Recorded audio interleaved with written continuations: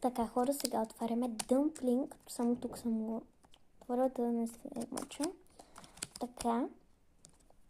Искам да ми се падне розовото, зеленото, мистерито, нали, кой не иска да ми се падне? Мистерито. И може би прозрачното, но не, по-скоро. Махаме сега опаковката. И на 3 отваряме. На 3, чакай. На 3 отварям. 1, 2, 3. Розовото е. Yes. Много е готино. Любимият цвет розов. Това много го исках. Сладичко е. Не като за яд, да, готино е. Мирише и на ванилия, което много ми хареса. Не мирише на Китай. Много е готино. И е мекичко, т.е. сквиши.